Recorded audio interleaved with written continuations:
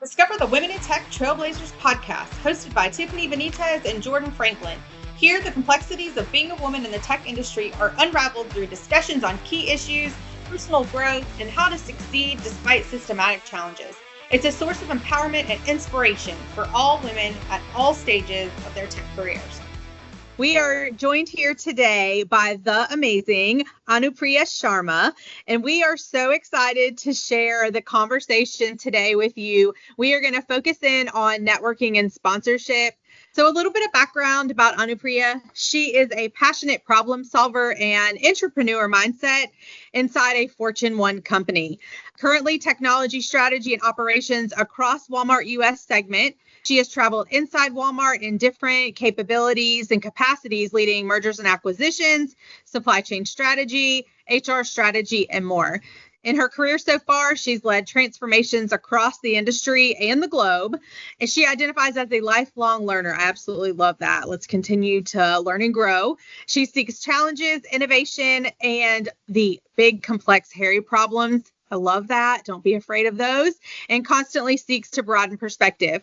One of her favorite aspects of her career is developing other leaders. I absolutely love that. And welcome to the show.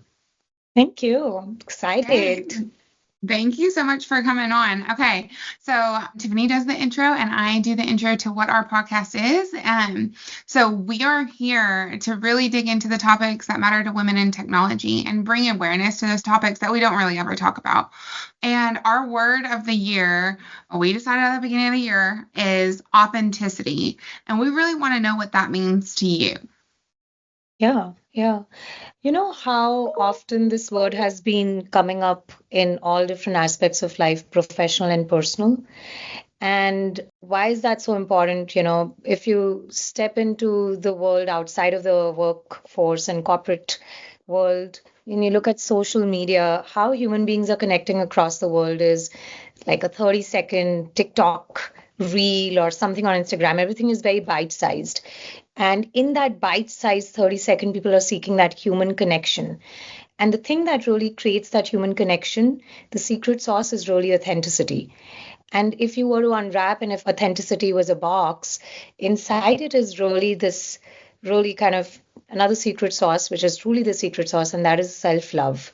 And I think when you get so comfortable in your skin and you balance it, you know, the humility of being who you are, and also kind of balance it with self-love, what kind of ends up happening is you become so comfortable in your skin, the only way to show up in any room is yourself. And there's a little bit of flavor there too. It doesn't mean I'm this, take it or leave it. You read the room, you flex and adapt as you must, but there's something so appealing about authenticity in a world where Gen AI is taking over and we have to be like, wait a minute, is this like AI generated video? Is this a real human being talking? That human connection, authenticity is the key. And it's so important for us to bring it to the corporate world as well, whether you sit in technology, any industry, because it allows you to make relationships and work with people and interact with people in a way that allows you to solve problems that otherwise, if we weren't our authentic selves, if we were too formal, if we were playing by a certain template, would take a little longer or may not actually ever lift off the ground. I love that. I do too. I was going to say, I love the fact that you started with self-love, right? So you're so right. You cannot know who you are authentically unless you love yourself first, right? And taking that time out in the day to really do some self-searching or just take a breather or those kind of things really end up helping you in the long run, like preparing for a big meeting or anything like that. Because if you don't do that, you're going to go in frazzled. And frazzled isn't your true self. So it might be some people's true self, just a little frazzled. But I'm some people. But you can bring the right you to the table. Yeah, so true. Yeah. I think it's really, really important to understand that also creates freedom for other people. So you talked about, showing up as your whole self in your skin. And that I feel like is not something that always is very innate for us as women. I think it's something that takes a lot of intentionality. I think it's also something that if we're being honest with ourselves, sometimes takes most of us a really long time to actually get there because we are typically the people pleasers, want to make everybody, and it doesn't come from a bad place. It comes from wanting to make sure everyone's okay. We are nurturers typically by, like, again, innately, right? But how do we step out of that and say, I can still really love people and I can still be really authentic, but I also want to bring my whole self, whether you like it or not, right? Like, you don't have to agree with my whole self for me to show up as such. So I really love that. One thing that we really try to talk about with almost all of our guests, not as a check the box, but what we see over and over is, for a lot of women, we end up in technology almost on accident. We sort of like stumbled into that. And so will you talk to us a little bit about your career journey into tech and kind of what that looked like? Yeah, sure. So I actually studied engineering, but to share this a little bit, I'm going to try to make the long story short and interesting as much as I can. But I studied mechanical engineering, and then automation was what I was majoring in, which is where software engineering came about. And I interned in a lot of automotive kind of industries and realized it's not my thing. And then I started my journey in the software industry and realized that, can I code? Yes. Or am I like, is it giving me all the fulfillment that I need? No. And very naturally, my career started steering in the space of like business requirements and actually getting the business and kind of those sales and getting the business, and then running a tech team and also solving and doing more. And then the majority of my career was then spent in the space of business consulting, where I pivoted from engineering to more like large scale global technology adoptions, mergers, acquisition, business process re-engineering, change management. Along the way, I picked up a few more disciplines around product as well as design thinking. And then I came to Walmart after a long stint in consulting. And at Walmart too, I was able to almost like move a lot around the company. It was very important, I guess, because there are so many different things that you learn in different parts of Walmart, especially when you embed yourself. So a supply chain experience versus a store operations experience versus technology, HR, finance, audit, all of these are different aspects. And I spent enough years kind of navigating and traveling and trying to solve different problems in different parts of the Walmart world, and then finally landed on the role that I'm in right now, which is me looking at technology through the lens of the Walmart US segment as well as enterprise. And it's fascinating because technology is like groundwater. It runs under the ground and it touches everything. And even retailers like Walmart that were primarily brick and mortar for the longest time don't have a choice. If you want to be relevant, if you want to be that first place customers think of going and shopping, the world is omni. The digital has met the physical. And how do you bridge that omni is through technology and data. And so it allowed me in my current role to then again wear that technology hat and look at all the different things that, institutionally I had picked up here as well as in my prior career, and really position technology not as a doing function, but as a co-thinking function with business, with product, and with design. So that's my little journey of starting in technology, touching it here and there, and then finally making a full circle and coming back. Well, I love that because even though you started in engineering, which is a technology role, you still ventured out and ended up back in almost a completely different place than you started. So that's amazing. Yeah. Yeah. And I mean, through that journey, would you say that there was any hurdles or biases that you had to overcome? How did you get there? Yeah, I think it's not fun if there are no hurdles, but what happens is that we all live in a constrained world, but our mind should be unconstrained. And if you're truly like a designer's mindset, what happens when the world presents you with constraints and obstacles, you almost in a weird way get excited and you're like, how am I going to overcome this one? Right? But I think technology is definitely a space where we don't still have as many women as we could have, and especially in positions of leadership. And so are many other technical fields like supply chain and finance and so many other areas. And so I think the one thing that is really important for people when they're even at the early part of their journey is the question, I probe it, it's a little provocative intentionally, which is a question of, would you rather be ignorant or you're okay to take the risk and be stupid? Right? And if you're curious, I'll take the risk. I'll be stupid, but I'll ask the question. And I think that intellectual curiosity, when it comes from a good place and you're just kind of training your brain, just like we train AI algorithms now, it's like all knowledge is surrounding us, but we're taking the chance to say, okay, I'm going to click this like this. And in essence, no matter which job you look at in the world, whether it's technology related or not, we're all solving problems.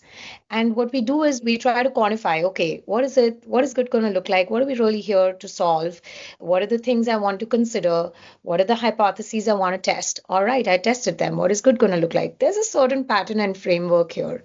And I think if you can give yourself the grace to, some of these are not going to work. I'm going to probably ask some question, but not prefix that question with, I'm sorry, but I have a stupid question, versus just saying, I'm curious, how do we do this? And just put ourselves out there. I think we end up absorbing so much, and the journey becomes very much driven by us versus things that happen to us by chance. And I would say that I also talk sometimes with folks that I mentor inside the company or outside, and I tell them, what stops you from wearing the hat of a CEO today?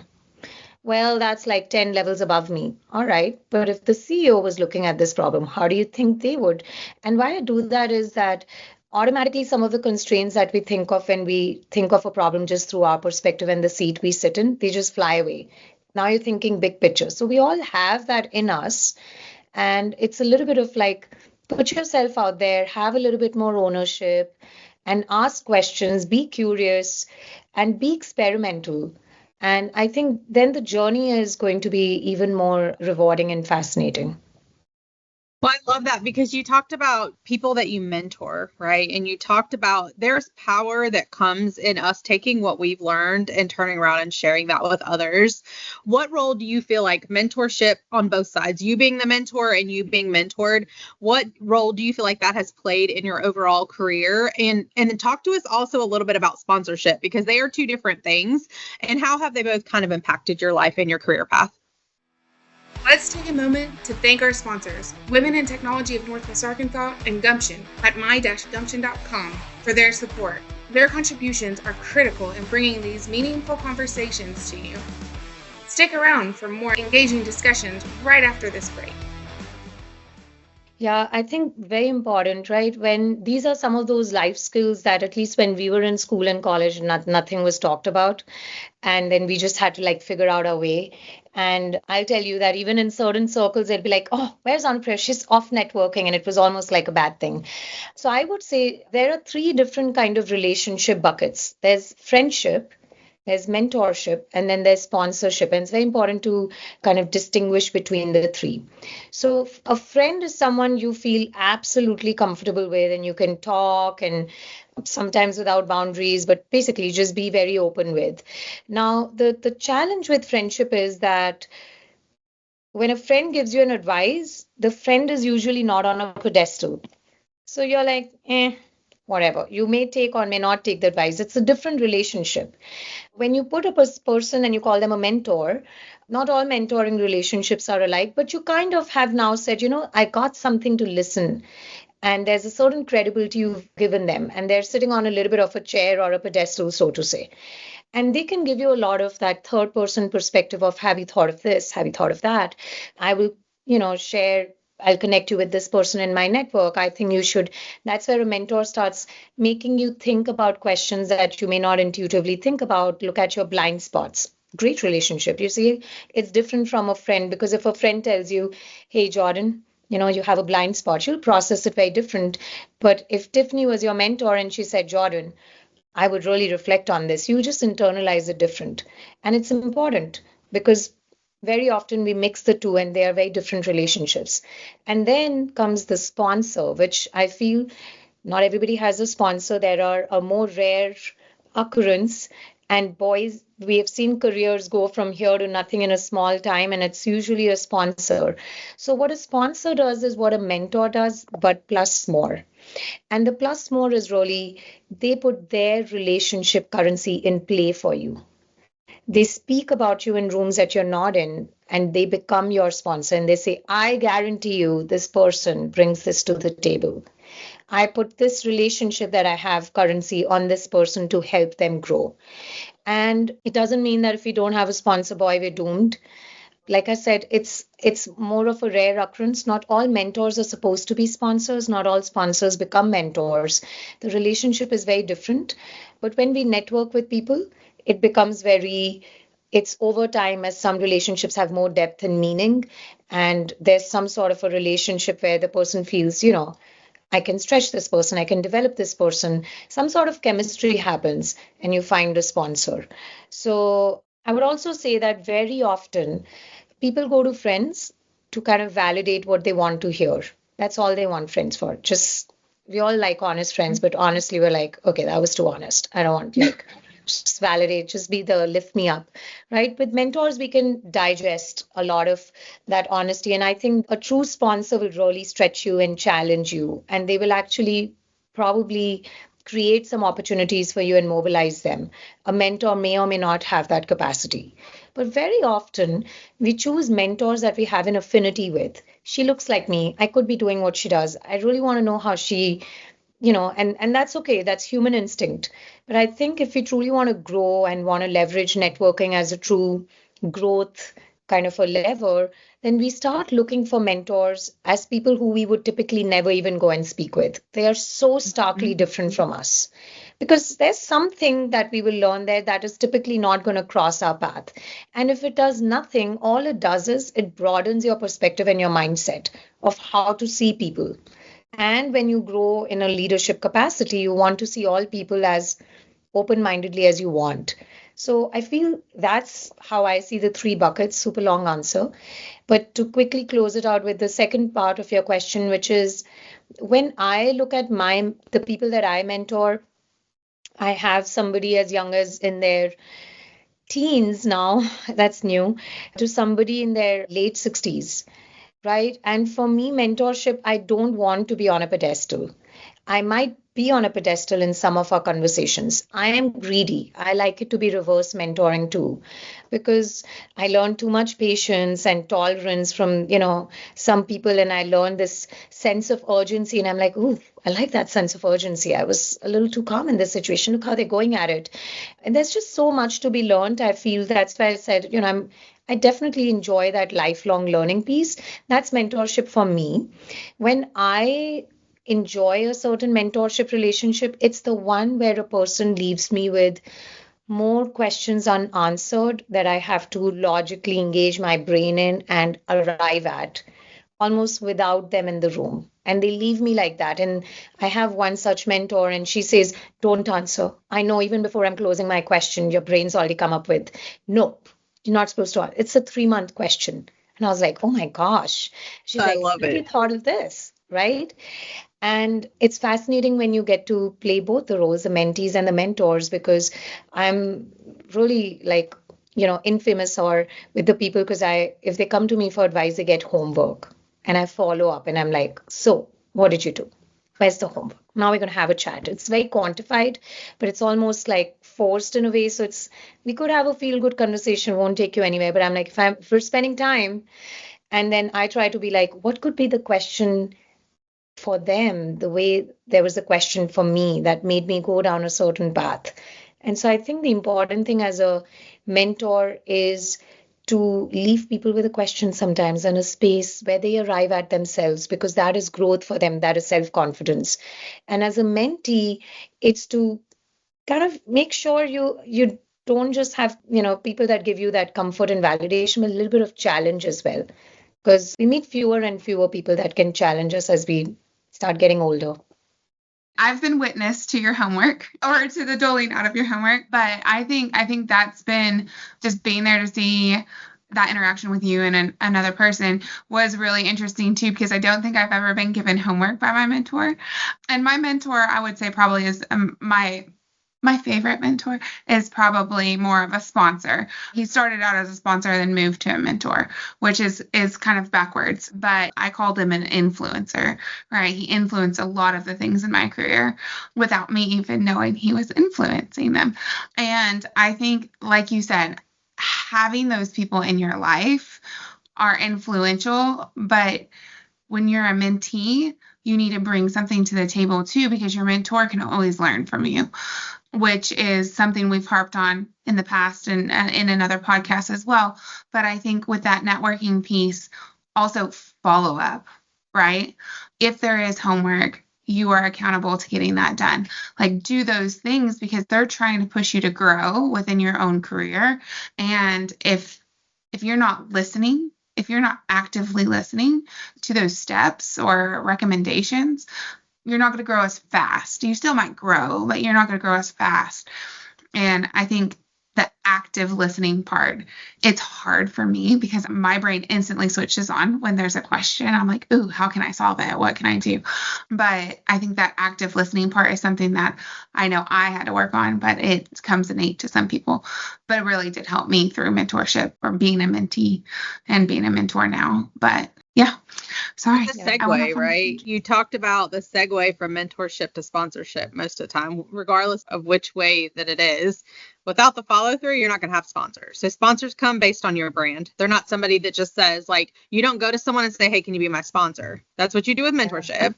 Sponsor is who is willing to say your name when you're not in the room because of what they know about you and your brand, regardless if you've ever talked to them to your face or not. So if you haven't created a brand where you actively listen, if you haven't created a brand where you know your goals and you approach them with your goals, your mentor, right?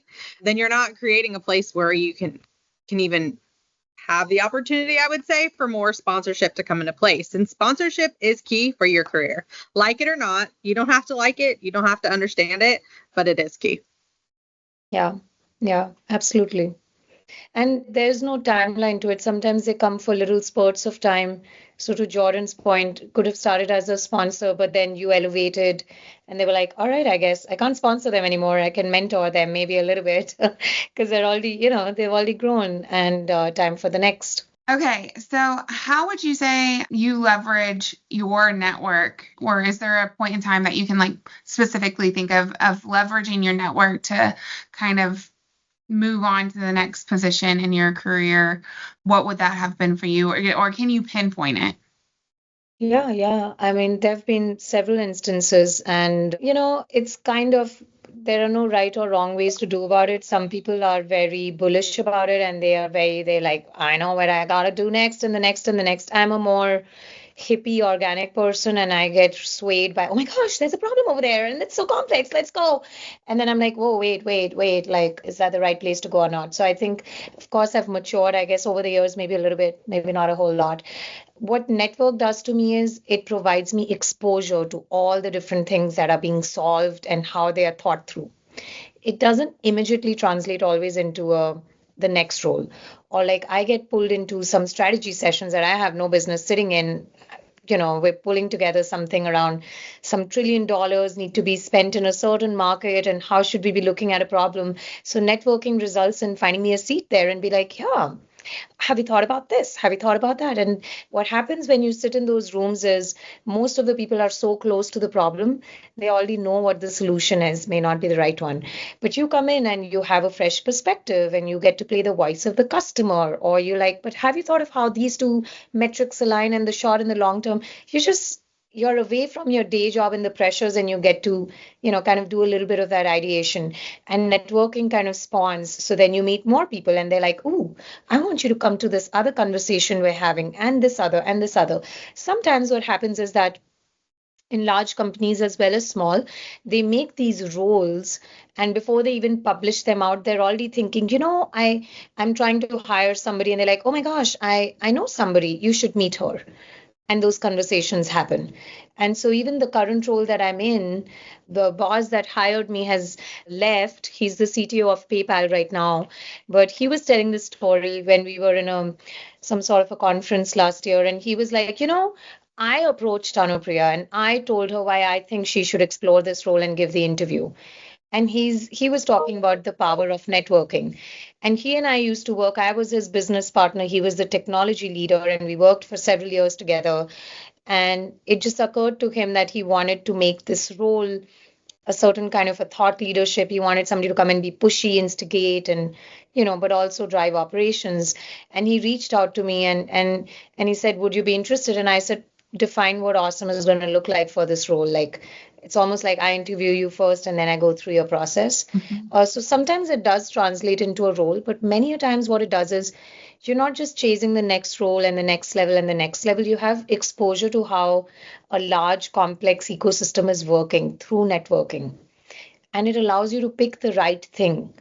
And you pick the right thing from a place of confidence and almost like, I think I want to go and solve that now versus this came my way, or, I'm desperate, I got to go and find the next thing. Because when you're networking, you also don't want to put the job search in the front, because that comes in the way of why you're reaching out to certain people or your relationship building. When it becomes a career conversation, when it becomes a skill set and what problems you can be solving, it becomes a pull versus a push. And so as we start getting older and networking is something that just is second nature, and we just approach relationships with a different agenda and maturity, the job almost becomes like a side effect, and then this, like us talking about problems or interacting, that becomes like center stage. Yeah. Well, and when you say a pull and a push, in my world, we call it, you always want to be the buyer, not the seller, right? Because then you always have the upper hand. And when you start becoming pushy, you become the seller, right? And it's never good to be the seller. Even if your title sales, right? Head of sales, figure out how to flip that scenario and be the buyer in the situation, even if you want them to buy from you, right? But then you're always in the upper hand, or you have the upper hand. Yes, exactly. I love it. Okay. So our last question always for everyone is, if you had to leave our audience with one piece of advice, again, audience, men and women, obviously in technology mostly, but just overall, what would you like to leave our audience with? So I don't know how much time we have. I wrote a little poem last night before I slept. I might just read that. This was completely unplanned. Is that okay? It's short, I promise you. Yeah, do it. I think I just wrote it, so why not? This is my advice. Please embrace yourself. Let you be seen. Let you be heard. Let you be you. For the little dress watches you from the corner of her eyes. The misfit stalks your walk side to side. So many little lights are flickering, ready to become beams. You being you helps so many to be seen. I love that. That's so good. Jordan. Like literal. We were literally on cue. I love that. It kind of ties back to our authenticity conversation in the beginning. And I think let's just be us, and there's no template out there. And the weirder you are, the better it is, because we have too many normal people in the world. Yes. Love that. Love that. Okay. Well, thank you so much for joining us today. We are super grateful for your time. I know your schedule is busy. Our audience has gotten a lot of wisdom nuggets, I call them, and I'm over here like, I need to like focus on my design thinking. So there's just a plethora of nuggets that you've been able to share with us today. So thank you to you. Thank you to our audience for tuning in as usual. Continue to like, share, and subscribe. Well, that's a wrap. Another episode of Women in Tech Trailblazers podcast. Thanks for tuning in and sharing this time with us. If you liked what you heard, please share this episode with your friends in tech. And don't forget to subscribe to our podcast. Your support helps us keep bringing in inspiring guests and uncovering topics that matter to you. Until next time, keep pushing boundaries and making your mark in the tech world. Goodbye for now.